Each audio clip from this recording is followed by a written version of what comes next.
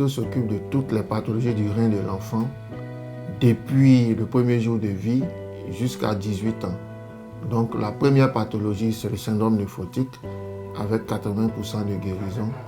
Ensuite, il y a l'infection urinaire, il y a l'hypertension artérielle et puis il y a le cortège de l'insuffisance rénale aiguë et chronique. Environ 600 enfants par an qui sont traités. Donc je ne peux pas vous dire qu'il y en a un chiffre fixe, mais c'est une pathologie qui va, chaque année ça augmente en fonction des circonstances. Les maladies rénales peuvent avoir des conséquences graves, tout simplement parce que le rein est un organe vital. Sans rein, on ne vit plus. Et la maladie rénale de l'enfant entraîne des conséquences telles que le décès lorsqu'on est dans une insuffisance rénale chronique et qu'on n'a pas eu la chance de pouvoir être dialysé.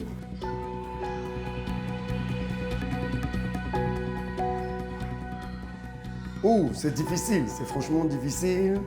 Parce qu'un enfant de son âge qui souffre d'insuffisance rénale, qui n'arrive pas à manger comme les autres, jouer comme les autres, et nous voyons en tant que parents la souffrance de notre fille, alors nous aussi on se sent mal, on n'est pas à l'aise, on prie toujours, mais franchement c'est difficile.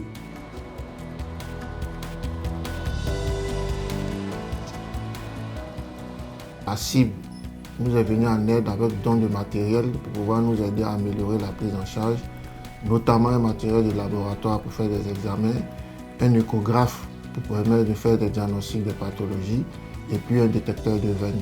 Donc l'apport de la cible est vraiment très important pour continuer cette activité et pour une meilleure prise en charge des enfants. Les autorités de cette banque ont pensé à nos enfants, à leurs enfants, pour offrir un matériel adéquat pour les aider à avoir une santé parfaite. Moi, je bénis cette banque, que cette banque demeure éternelle, parce que franchement, c'est une joie pour nous en tant que parents de comprendre qu'il y a au moins une structure, une banque qui pense à la vie de nos enfants, qui sont l'avenir du pays. Sans la cible, je pense que le centre ne pourrait pas perdurer. On ne pourrait pas faire ce qu'on fait.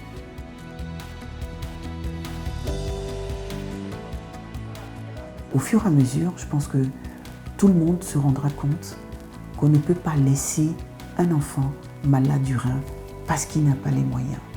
Notre combat aujourd'hui est que l'État nous accompagne dans la prise en charge de l'enfant malade du rein, à l'instar de ce qu'il fait pour les adultes.